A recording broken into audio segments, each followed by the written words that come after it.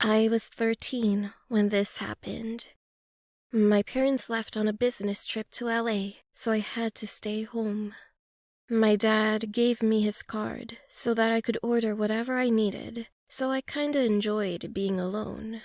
And I wasn't scared because I've been home alone so many times, and besides, it was only for 3 days. Well, this was around the time the clowns were breaking into houses and doing some weird stuff. But they never came to my area since they usually hit more quiet places, especially the area near a forest. Although we had a fence that could easily allow someone to climb over, we didn't really think much about it because the area where we lived in was very safe. Anyway, it was around 6 p.m. and this was in the winter, so it got dark pretty fast. We had a glass room at the back of the house, also known as a conservatory, and it leads straight to the garden. The room was right next to the kitchen. I got a little hungry, so I went to the fridge, took out some snacks, and went back to the living room to continue watching TV. There was a roof on the glass room that intensified any sound that landed on top of it, even the gentlest drop of water. That day, it was raining heavily, so it was too noisy to hear anything except the rainfalls pounding on the roof. About a few minutes later, I was quite sleepy, so I decided to go up to my room and lay down. I was about to grab my phone and check my social media, but then I heard something drop really hard on something downstairs. It really creeped me out. I got really scared, but decided to go downstairs to check, thinking that it would be nothing.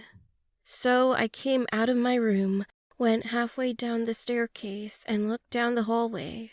The whole area was dark, but I knew that someone was standing there. I saw the back of a silhouette. I quickly went to my room, trying not to make any noise. Then I heard someone walking around the living room.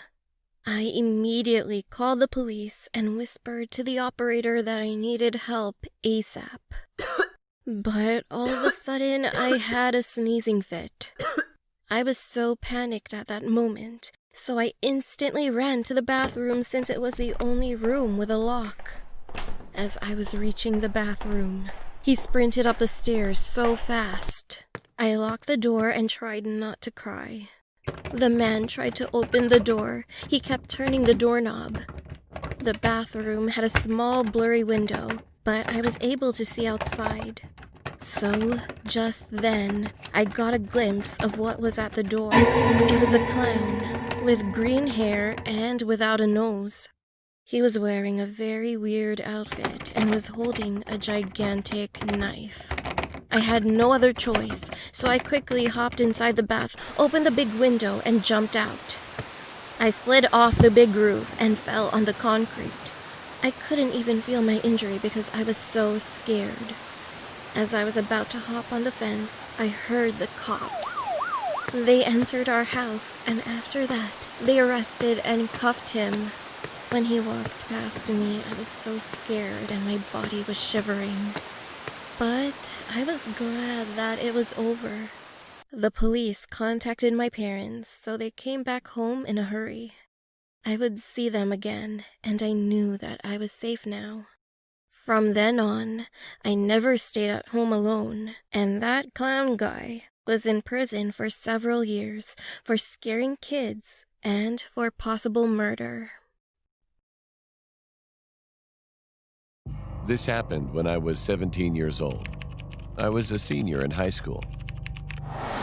It was the middle of the week, and my friends and I were chatting online about wanting to do something new and fun over the weekend. We usually just went to the movies, went to the mall, or got dinner, and I thought we should try something different.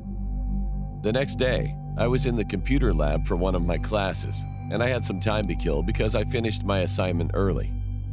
Keep in mind, Snapchat and Instagram were just starting up and didn't have the same kind of popularity as it has today. So the only thing we really had at the time was Facebook. However, my school was strict and blocked Facebook, so the only thing I could really do was read articles on news websites. While searching and scrolling through the internet, an article showed up. It was about an interview with a man who was discussing the truth of paranormal activity around the area I grew up in. Intrigued, I read the article and looked up the places the guy was talking about. And sure enough, I found a bunch of things. One place in particular caught my eye. It was a place about 20 minutes away from where I lived. It was known to have multiple paranormal occurrences happen on the exact same road. As soon as class ended, I texted my friends about what I found, and we all agreed on going and seeing what this road was all about Friday night. Friday night finally arrived. It was me and 4 of my friends. Right before we entered the location, I parked my car and had my friend drive, because we believed that if a guy drove, not much would happen. So she drove my car while I was sitting in the passenger seat. While switching seats, my other friends put baby powder on the top of my car, because one of my other friends read that it helps people see when ghosts touch or brush your car. It started to drizzle a bit, which bummed us out because the baby powder would be washed away. As we were driving my car, we turned off the radio to make it more suspenseful. All of a sudden, we heard someone from a distance scream bloody murder. At that moment, I heard the sound of a car door trying to be opened, as if someone was aggressively trying to get into my car. After that, we saw a police car driving so fast with the sirens on, as if they were chasing someone on a major highway. The problem with that was the road was paper thin and had tons of sharp turns, so you couldn't go that fast without crashing into another car. Plus, the car didn't have any of the county police or trooper tags from the area I lived in. I knew that because my dad was a cop, and I saw all kinds of different cop tags in my lifetime. I was freaked out that those 2 things just occurred. We were all freaked out and drove to the nearest parking lot so that we could calm down. As we got out of the car, one of my friends started to freak out even more. The baby powder on the roof of my car was smeared, and it was all over my passenger seat side door. What was even more creepy was the fact that there were finger marks all over the door. Now, this wouldn't normally creep me out, but we were driving the entire time, and we all made sure not to touch the doors when entering the car.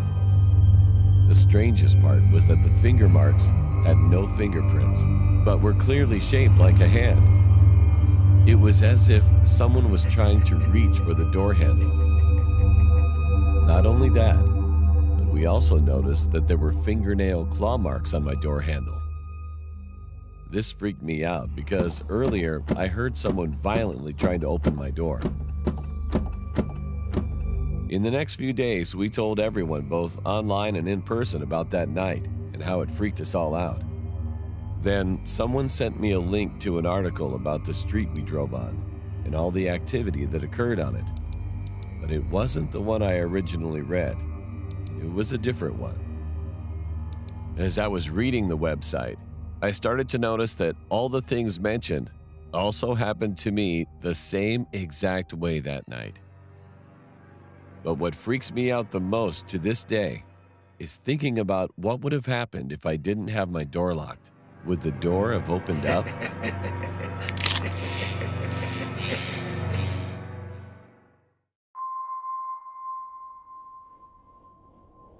A few days ago, I went to a Macy's store with my mother and son to go check out some jewelry. While my mom was checking out jewelry, I noticed an old man around his 50s come near us. He was about 8 feet from us. At first, I thought he was just a random customer checking something out for his lady or something. Then, from the corner of my eye, I noticed he was just standing there without moving and looking at us. It made me feel uncomfortable, so I turned around, moving the stroller, which my toddler was in, because I didn't want him looking at my baby. I turned my eyes to look at him again, and I could see that he was just staring at me with a creepy look. He was staring at me and my baby. Then, all of a sudden, he grinned widely at us.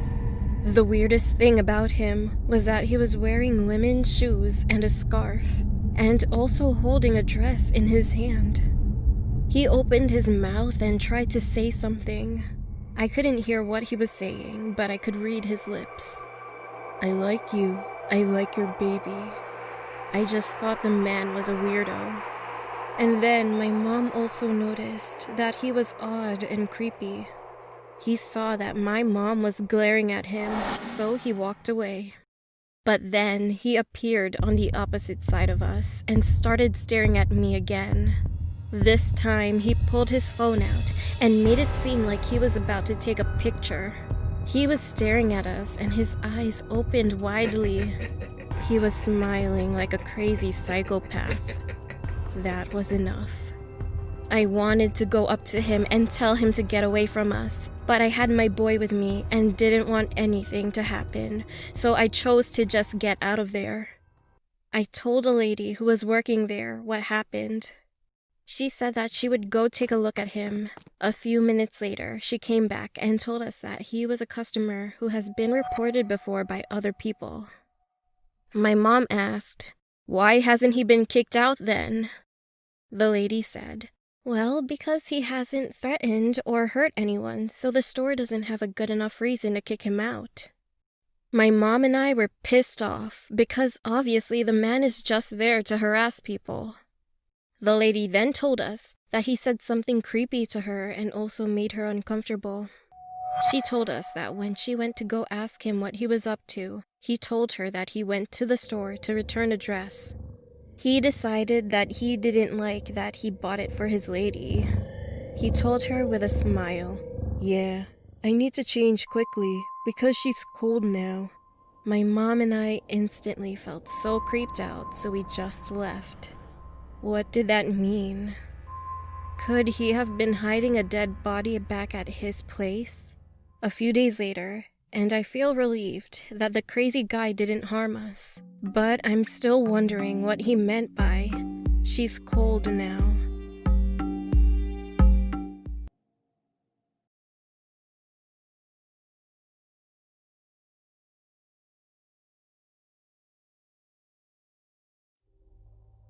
This story happened in the summer of 2017 when I was 10 years old. My older brother and I had a babysitter, and she was around the age of 17. Since my mom was home on Tuesdays, the babysitter would come on the other weekdays. Most days when she babysat, we would go to the neighborhood pool, hang out, and eat lunch there. Then we went back home and my mom would arrive a bit later at around 5:30 in the evening.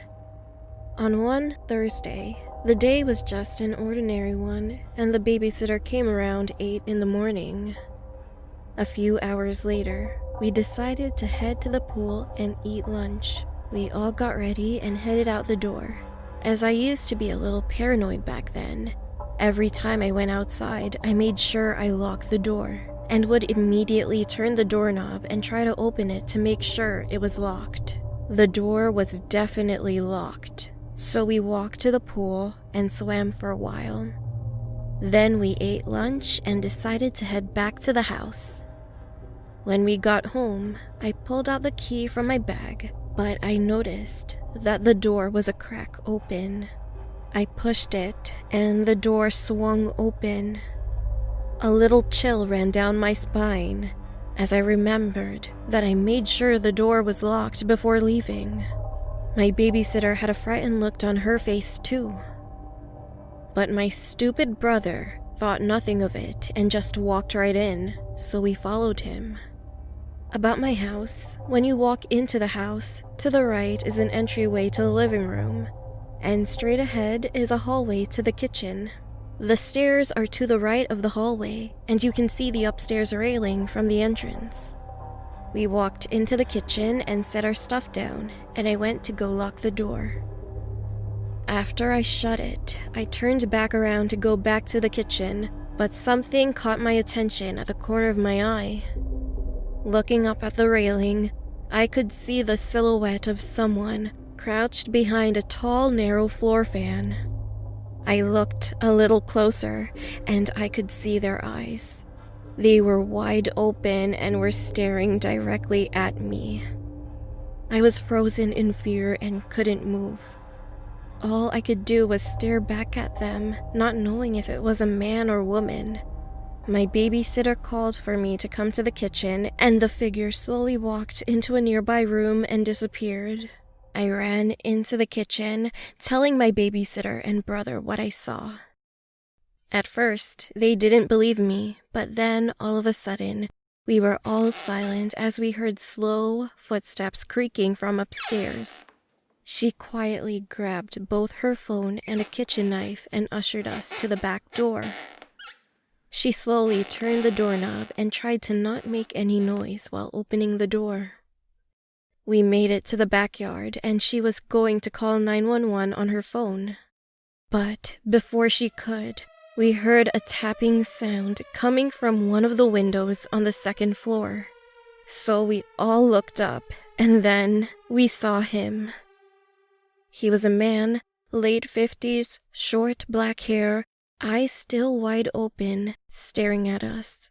He was pushing the blinds out of the way, so we saw his face very clearly. We screamed and started running to the gate on the side of the backyard. The babysitter dropped her phone while scared, so I picked it up and ran behind her. I dialed 911, told them our address, and explained to the operator what just happened. She said they would be there in a few minutes, told us to go to a nearby neighbor's house and stay there until the cops arrive. We rang a doorbell a few times, and one of our neighbors, who was retired, came outside. He let us in, and we explained what happened as we were looking out of the window. Then we saw 3 cop cars pulling up, and the cops were surrounding my home. 3 cops headed in through the front door and investigated our house. We went outside to tell them that we were okay, and the other police officers started questioning us. Soon the cops came back after finding nothing and doing a thorough investigation. They told us it would be best to not stay home, as the person may come back. So the babysitter said we could go to her house, which is about a mile away. Just then, we heard our neighbors screaming from down the street. A few houses down, a policeman's car was set on fire and was smoking a lot. The cops spotted a man running past the corner down towards the end of the street. One officer took us to the babysitter's house, while the other 3 went after that man. We later found out that the man had gotten away, so he never got arrested. Our parents arrived home as they were contacted by the police and freaked out. Later that night, we came back to the house and we searched the whole place to see if anything was missing. A cash box that was stored in my parents' bedroom was missing, but we didn't report it since the man was never found. I have no idea who that was or how he opened our front door. I still wonder to this day what would have happened if I never noticed the man. He could have done something to us while we were sleeping. I still feel uneasy sometimes when I'm home alone.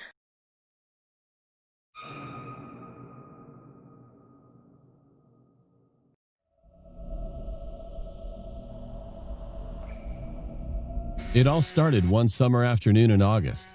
My best friend Mike invited me to his house. Mike was the type of kid you'd call a nerd. He always got good grades, wore glasses, had freckles, and believed in things like dragons and magic. One of Mike's favorite things to do was performing magic for me. Every time I'd come over, he'd perform magic. But this magic trick, though, would be the one that I'd never forget. When I got to Mike's house, he said, "I have a new magic trick to show you, and it's the best one." He grabbed my hand and we went into the living room where he had a large box in front of his family photo. It was all 4 of his family members in that picture: Mike, Josh, and his mom and dad. The box was about his size so we could fit in it, and his older brother Josh was standing next to it. So I sat down on a couch and Mike started introducing the name of his magic trick. It was called the Vanishing. Josh opened the door to the large box where nothing was inside, and Mike walked in. After Josh closed the door again, he then said some weird words and then yelled, "Poof!" Josh slowly opened the box, and Mike was no longer in it. However, I was in the 7th grade, so I was smart enough to know that under the box was a trap door so he could climb down out of it. So I looked down at the bottom of the box, but to my surprise, nothing was there. No door, no secret, no Mike. Just at that moment, my mom called and said that I need to come home right now. I said bye to Josh, grabbed my backpack, and yelled, "Nice trick, Mike. Gotta go." Everything was fine, just until the next day. The next day, Mike didn't invite me, but I thought of going to his house again. I ran up to his house, stood in front of the door, and rang the doorbell 3 times. His dad came out and said, "Oh, hello. Nice to meet you." He acted like that he'd never seen me before. It was weird, but I asked, "Good afternoon, sir. Is Mike home?" Then I could see his confused face, and he answered, "Mike? Who is Mike?" I felt stupid at that moment, as if I had come to the wrong house. I then quickly asked, "Your son Mike. You have 2 sons." During explaining the situation, I felt irritated, so I pushed him to the side to get into the living room. "Josh," I said, pointing to the photo, and then my eyes widened. Mike wasn't in the photo. I was pointing to nothing, which would have been where Mike should be standing in that picture. I panicked and I couldn't believe what was going on here. I then said, "You're your son, Mike. He has good grades and he's good at magic." Oh, the box. I thought that everyone was playing a prank with me or something, but he looked extremely confused and even terrified. He looked at me as if I was some kind of lunatic. So I ran upstairs to check the box, and I opened the door thinking that I must be dreaming. The room was full of bookshelves and beanbags, all in a circle. It was just a cozy reading room. I was horrified. I kept saying, "No, it can't be," over and over. At that moment, Josh came in the room. I thought, this is the last chance. I quickly took out my phone thinking that I could remind Mike to them by showing selfies that I took with Mike before. However, just when I did, he was in none of the pictures. The one where I gave him a hug, where we went to the other friend's birthday party and took a picture with the clown, nothing was there. It was like he never even existed before, and I felt that moment was like a nightmare. To this day, there is literally no one who remembers Mike in my town. I still can't believe what happened to Mike, but I definitely believe that Mike is real, and he must be somewhere.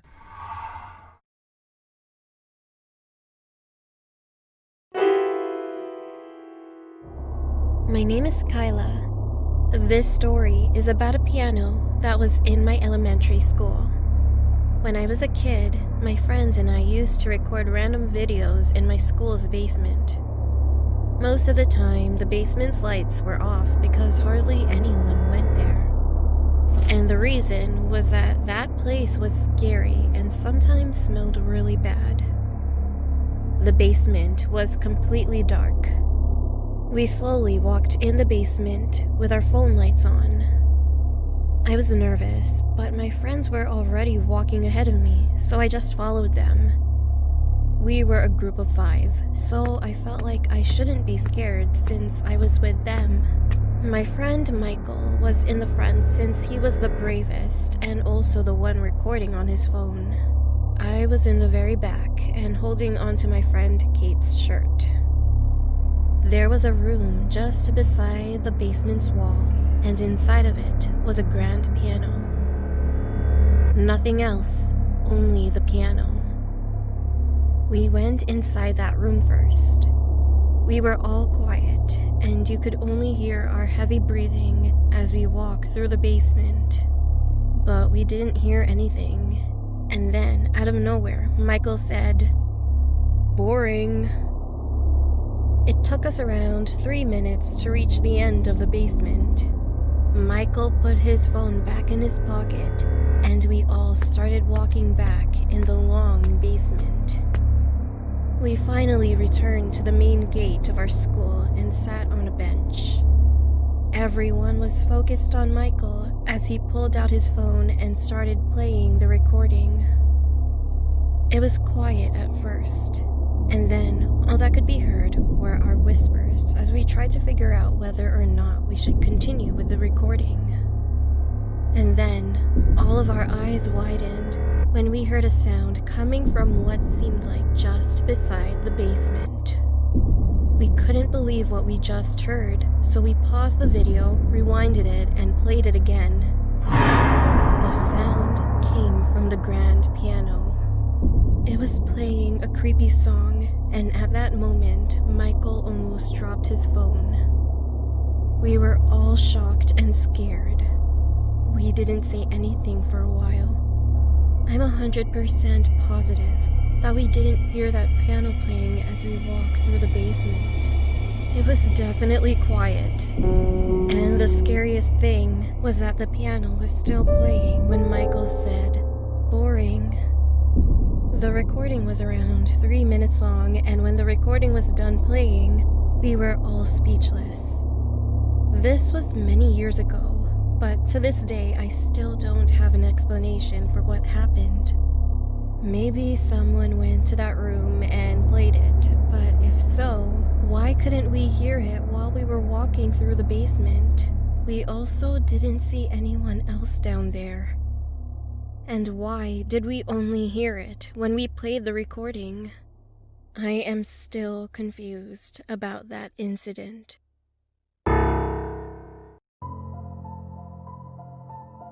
This happened in the middle of last year.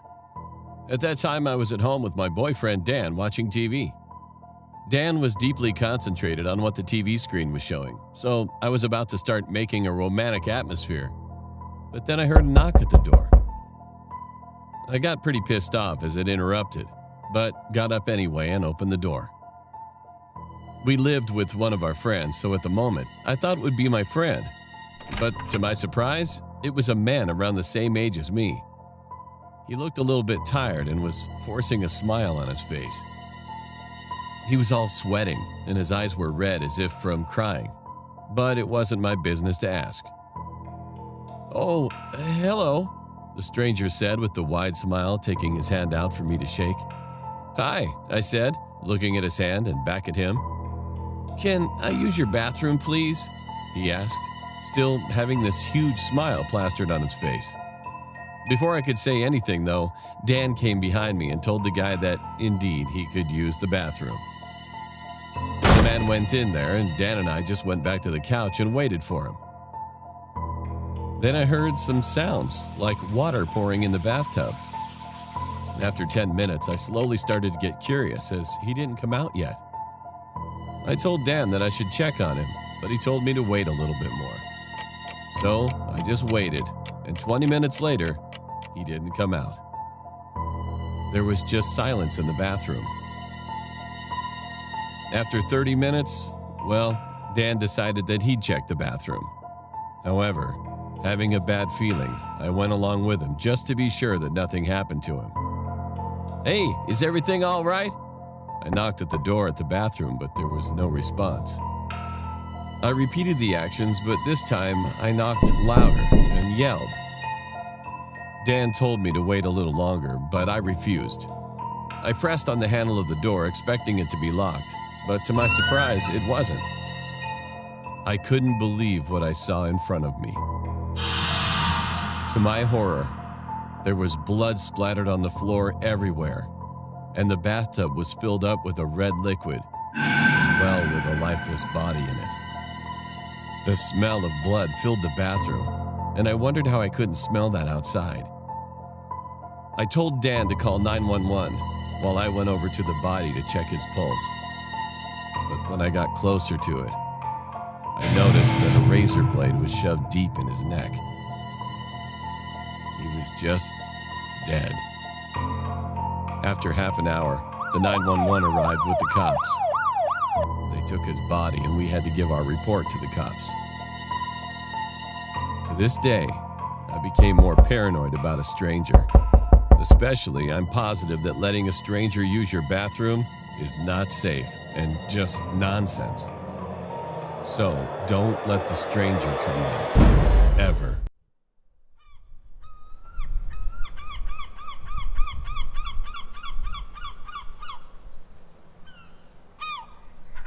This happened to me last summer. My best friend and I went to Ibiza for a week. Once we checked into our hotel on the first day, we threw our bags in our room and drove our rented car to the nearest supermarket. On our way there, we talked about the hotel, which was located in the very old suburban part of the city. It was really dirty. It just had an overall weird vibe to it. My friend was really bummed out about it, but we agreed that it wasn't going to ruin our excitement for this trip. Later that night, around 3 a.m., after coming back from a club to the area where we stayed, we couldn't find our hotel. We were completely drunk and probably walked around the streets in circles. My friend laughed a lot, stopped, and then pointed at a tall garden fence. Through it, we saw the hotel building. It was right behind the garden, so without putting much thought into it, we tried to climb over the fence. My friend managed to succeed, but I fell and hurt my right leg quite a bit. He helped me up, and we stood in the middle of a bunch of green bushes. "What the?" my friend murmured all of a sudden. I looked up, and there were a bunch of tombstones. We were standing right between two walls, and at the end of the walls there was a small chapel. The door was wide open, and from a distance, we could see that it was full of lit-up candles. I was about to ask my friend why the lights were on, but that drunk idiot suddenly started to laugh and walked toward the chapel with big, awkward steps. Due to my injured leg, I couldn't really catch up with him. I almost felt like puking, so I looked down for a moment, and when I looked up again, he was standing inside the chapel. I took a few more steps and stopped as I saw his face look completely gray. "What's wrong?" I asked, but he gave me no response. Suddenly, he raised his hand and signaled that I should back off and be quiet. He leaned his face a bit forward, as if he was trying to see something in the room. At that point, I was really scared, so I just took as many steps back as I could while still looking at him. Then, I heard something. The sound of footsteps, maybe 4 or 5 people, was directly in front of him. He immediately turned around and started to sprint as fast as he possibly could while yelling, "Run! Run! Go!" I could hear the footsteps getting closer and closer, and whoever was chasing me was yelling some words in Latin. My friend caught up to me just as I was about to climb the fence. He helped me out and gave me a push forward. The footsteps were still right behind us. However, when we hit the ground on the other side of the fence and looked back between the bars into the green bushes, there was no one to be seen, no one to be heard. As frightened as we were, we glanced in every direction, looking for them, but there was nothing. We then got back on our feet and eventually went back to the hotel. Our legs were shivering. My friend entered the lobby first, and as I was just about to enter too, I looked back at the street we just came from and saw 5 figures standing in the darkness. They wore long black clothes and all stared directly at me. I got scared, so I immediately got in and went up to my room. Our hotel room was located on the 5th floor, so I looked down the window into the streets, but I couldn't see any of the figures. I remained extremely paranoid during the rest of our stay, but we never encountered anything similar.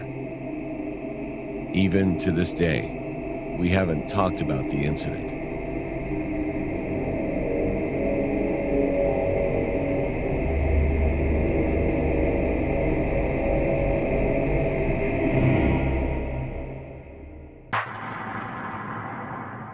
This happened about 4 years ago, in December of 2015.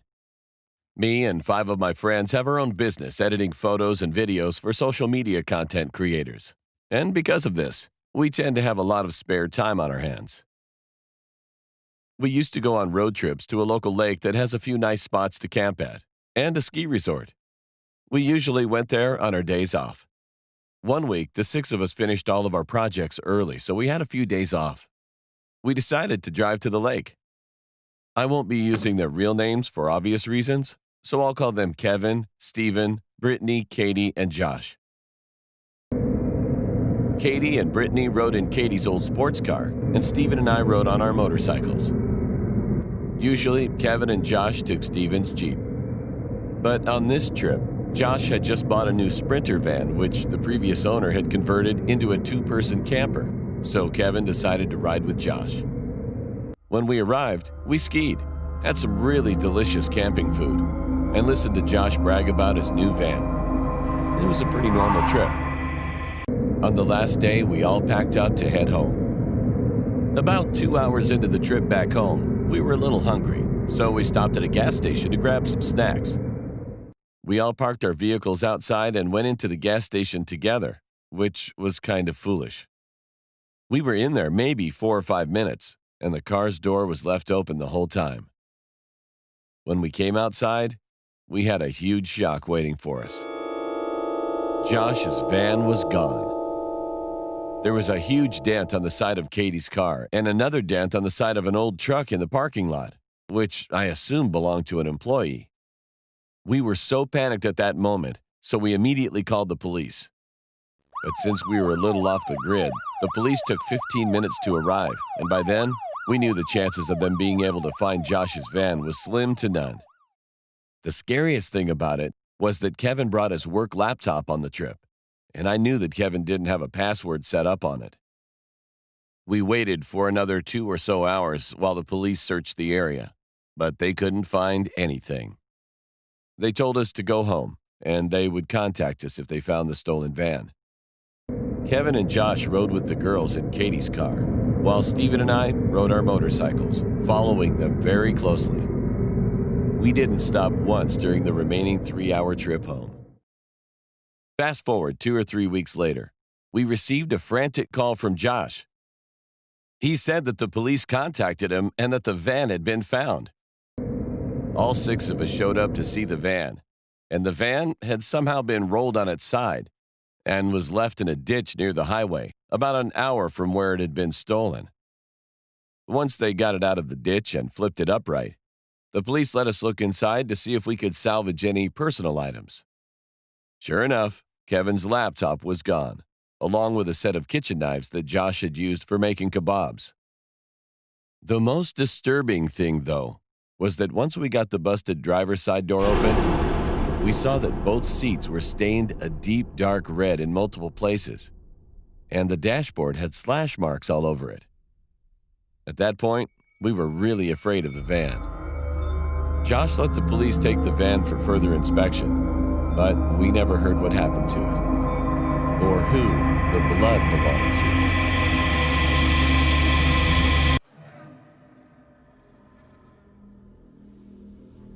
My name is Louis, and I live in Switzerland. This story happened 5 years ago during the winter holidays. It was an icy cold day and the snow was falling continuously, so we had to warm the house all day long with the firewood, putting it into the fireplace. My dad told us all the time that we should take care of the firewood. However, for the next days, we didn't do anything but just played Nintendo. Eventually, we noticed late around 9 p.m. that we had run out of wood. Dad got angry, so as a punishment, he sent me and my older sister to the local lumberjack who was famous in the area. His shop was located 1.5 kilometers away from our house. He was a really tall guy with a long beard and wore a black and white lumberjack shirt as a classic lumberjack. Anyway, at first he seemed very talkative. We ordered 2 bags full of wood, which were about 50 kilograms. He said, "Okay, hold on. It'll take about 15 minutes to cut and wrap everything." All of a sudden, my sister had to go to the restroom. He said that he would let her know where the toilet is, so she followed him. I was waiting for about 15 minutes, and then I noticed the place was silent. I saw neither my sister nor the man. I called my sister's name, but there was no answer. Then I got a message from my dad that if we bought the wood, then we should come home immediately. According to the local news, the police are looking for a serial killer in the village 50 kilometers from here. Dad also attached a picture, and unfortunately, he looked very similar to the lumberjack. My heart dropped. I wanted to scream, but then he came with the bag of wood suddenly. He was smiling, but I could feel that something was weird. He looked joyful. "Please ask me where's your sister," he said and winked at me. "She's certainly not far away from you." Then I noticed the red stains on his shirt. I nervously opened a wood sack, and the pink hair clip of my sister came out. I was full of anger. I grabbed the wooden bag with all my strength and hit the man. He screamed and fell on the floor, and I pulled out my pocket knife and stabbed him. 2 or 3, many times. Suddenly, I heard a loud scream out of nowhere. "Stop, Louis!" It was my sister. "That was a prank!" She was crying. I couldn't think straight. My head was all messed up. What have I done? I killed the wrong guy. I dropped the knife and stared at his cold body. But then I recognized that I had no time. I knew that we had to get rid of this body quickly while we were still alone in the shop without employees or customers. So I quickly looked around and found a hidden room, which was locked. We kicked the door and pushed him inside. And we were about to turn on the light in the room to find a cover, but then what I found was a huge shock. The room was full of people who had been cut in several pieces, and the floor was covered with blood. The lumberjack was the real serial killer. We were so terrified that we quickly covered him with some fabric and then ran out of the shop. We ran home as fast as we could. My dad asked us what happened, but we couldn't tell our parents anything. Since that day, we always made sure that we keep enough wood before the heavy snow. And I'm still wondering if the police found all the bodies at that shop.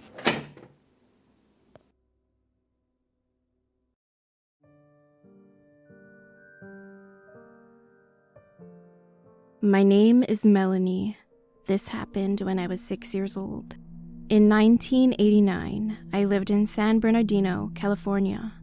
One night, after watching my favorite TV show, I decided to sleep with my mom. I used to sleep alone, but somehow I went to her bed and she smiled at me. While I was sleeping with her, I had a dream that I was at a park. It was sunny, and there were a lot of big trees around. I was in the car, and my mom was standing on the corner of the sidewalk. I struggled to open the door, but it didn't open at all. As I was pounding on the back of the car window, crying for her to help me, she just stood there, smiling and waving to me. Then I woke up, crying hysterically. Mom also woke up and rubbed my back, asking what was wrong, but I couldn't bring myself to repeat the horrible dream. Nothing. I told her and fell back asleep without any more bad dreams that night. After a year, we moved to Las Vegas, and I was getting ready to turn 7 in a couple of weeks. My older brother, sister, and I went to the airport to visit my aunt who lives in Washington for a while. After finishing check-in, we went through security and got ready to board the plane. When I looked back at my mom, she was smiling and waving at me. It was the same way as in my dream. I couldn't dismiss the weird feeling during the flight. But despite the anxiety, we eventually arrived at my aunt's house peacefully. We were about to have a big party since my birthday was coming. And on my birthday, my mom called to greet me and said that she loves me. That was the last time I ever heard her speak. Everything was alright. I was so happy at the time. I was waiting for my mom to come over here and spend time with us. A few days later, my uncle told us to sit down in the living room, as he had something very important to tell us. I noticed that my older sister was sitting in the corner chair and was crying quietly. He proceeded to tell us that my mother was no longer with us. At first, I couldn't understand what he was saying. He then told us that she died from a car accident. There was nothing more devastating than that day. Everybody in the living room was crying with such piercing sadness. Now I've grown up, but I still have dreams of my mom smiling and waving at me. I hope this story urges whoever is watching this video to cherish your loved ones, because it could be the last day you see or speak to them.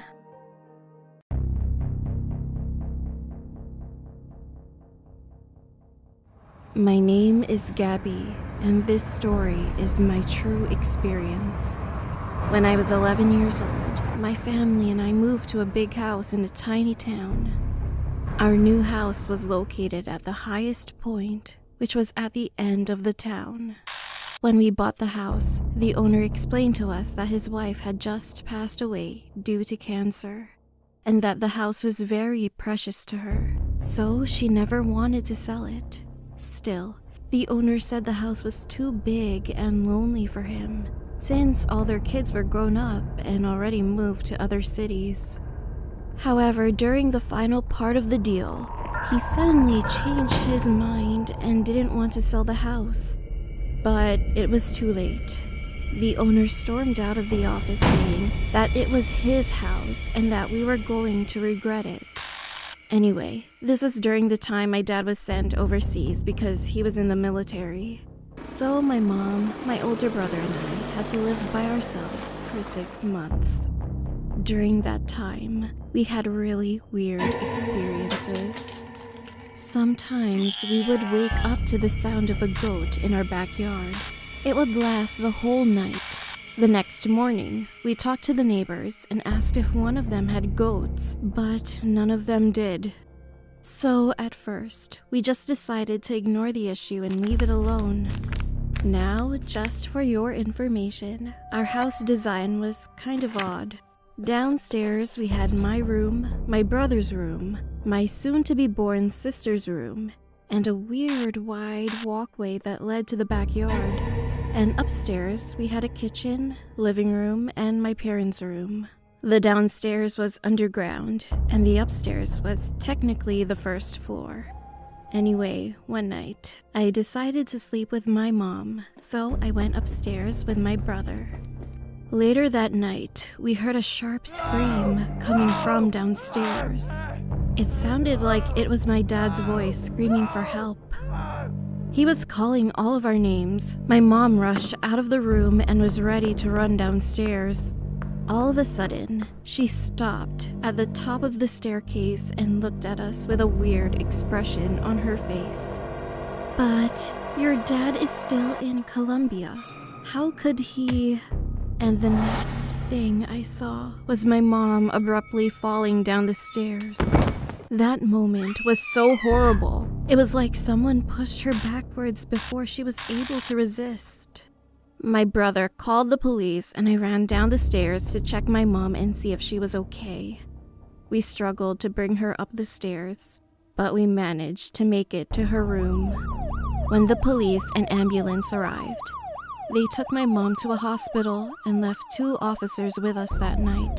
I was crying the entire night, and we were so afraid. Due to falling down the stairs, Mom was injured, and unfortunately, we lost our new family member. The most chilling part was that they found large handprints on my mom's back, as if she was pushed by someone. This led to an investigation, but they had to leave the case open because no one was found in our house, other than the 3 of us. We all suffered and went through a hard time that year, especially my mom. She slid into depression. When she recovered, we moved the following year. However, more things happened throughout the year, but not as bad as the previous one. Just footsteps, broken plates, or similar stuff to that. We put that house on the market when we left, but no one has contacted us. One thing is for certain. I hope that we never have to go back to that creepy house again. I really, really don't want to go back.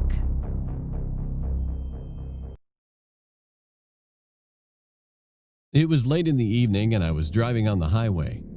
I was coming back home from my friend's party.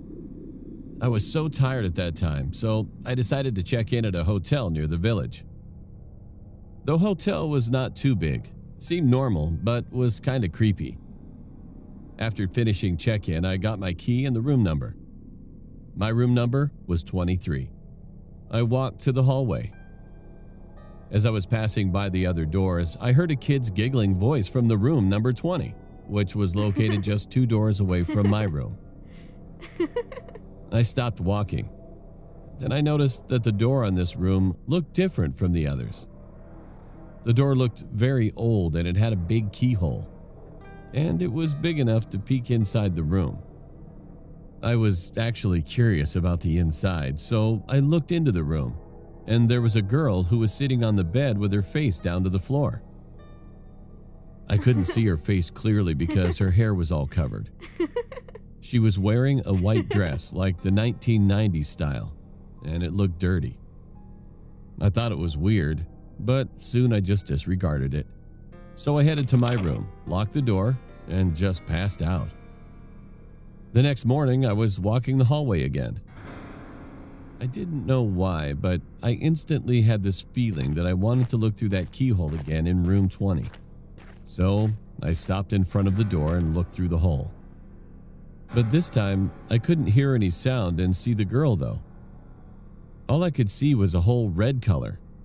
I thought maybe she saw me yesterday, that I was looking through the hole, so she probably covered up the hole with a red cloth or something. I thought that was childish, but cute. So I smiled, stepped back, and headed to the counter. Before leaving, I asked the lady at the counter, "Hey, what's going on in that room 20? Why does the door look different and why that girl stays alone?" She stared at me for a while and then began to talk. "Oh, you mean the room number 20. There used to be a family who checked in that room when this hotel wasn't renovated before. The couple had a daughter and stayed in here for their vacation. But then, they killed their daughter in that room. And when the cops arrived, the couple killed themselves too. But the weirdest part about it was, after that, lots of our guests told the staff that they saw the same girl who was wandering the hallways. And they all said that the girl's eyes were too red, as just like she was shedding tears of blood. What she told me shocked me. My heart was pounding and I couldn't even speak anything. Then what was that red thing? Was she looking at me through the door, just like I was watching her?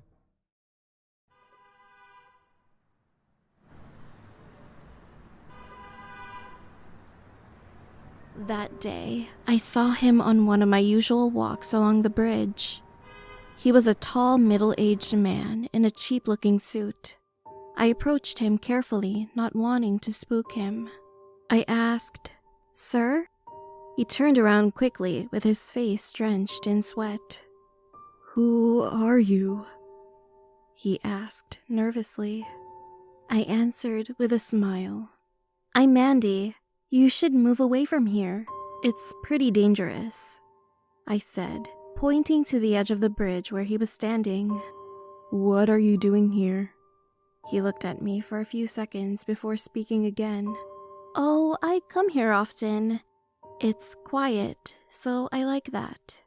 I smiled at him again. He then looked down at the water below. He also said that I really shouldn't be hanging out in a place like this. "Your parents must be worried about it." He sounded calmer, but wouldn't meet my eyes. I spoke softly. "Well, my parents know I'm here. They know I like to help people like you." He turned to me, and I looked at him without blinking. I knew that he wanted to jump. The look on his face changed to one of uneasiness. So he tried to say something, but nothing came out. "It will hurt like nothing's ever hurt before. And it's just a fall, but the aftermath is even worse." His eyes widened and he shouted, "Get out of here, kid. You don't even know what you're talking about." He sounded more alarmed than angered. I continued to look at him as he breathed heavily. Then I slowly pointed to the pictures and flowers attached to the railings just behind him. Actually, I do. He looked in the direction I was pointing, taking a few seconds to process what he was seeing. He then turned around slowly to look at me, pure horror on his face. How can you? At that moment, I knew I had saved him.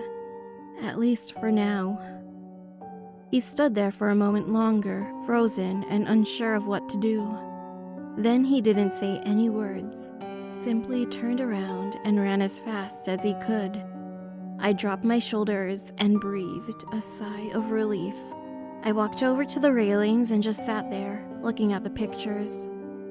"We miss you, Mandy," was written on a big card decorated with hearts and flowers right next to my yearbook photo. "Gone too soon," said another, surrounded by teddy bears, clothes, and lots of flowers.